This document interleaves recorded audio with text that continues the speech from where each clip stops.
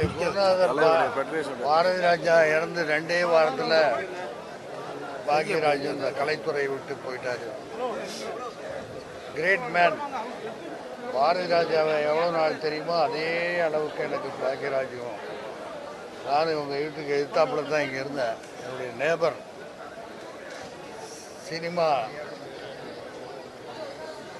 சினிமாக்காரங்க சொந்தக்காரங்க நாங்கள்லாம்.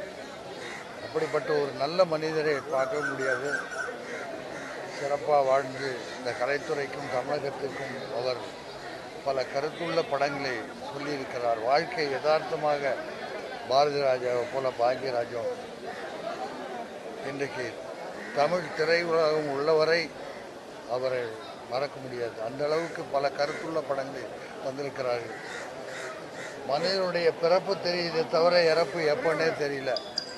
பாரதி ராஜா அவர்களுடைய மறைவில் வீட்டுக்கு போன போது அவர்கிட்ட பேசிட்டு இருந்தேன். அதுக்கப்புறம் இன்னைக்கு காலையில் திடீர்னு வந்து அவர் காலமாயிட்டாங்க போது என்னால் நினைச்சு கூட பார்க்கிறேன்.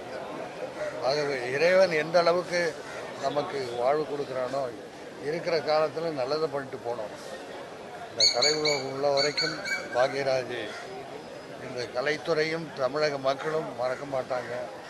அவருடைய ஆத்மா சாந்தி அடையணும். அவருடைய குடும்பத்தாருடைய எல்லாருக்கும் என்னுடைய குடும்பத்தின் சார்பாக, என்னுடைய மகன் அருண் விஜய் சார்பாகவும், ஸ்ரீதேவி, பிரீதா, என் குடும்பத்தில் உள்ள அத்தனை பேர் சார்பாகவும். ஏன்னா என் ஸ்ரீதேவி வந்து அவங்க கூட அம்மா வந்தாச்சுன்னு பாக்யராஜ் சார் கூட குழந்தை நட்சத்திரமாக இருந்தது.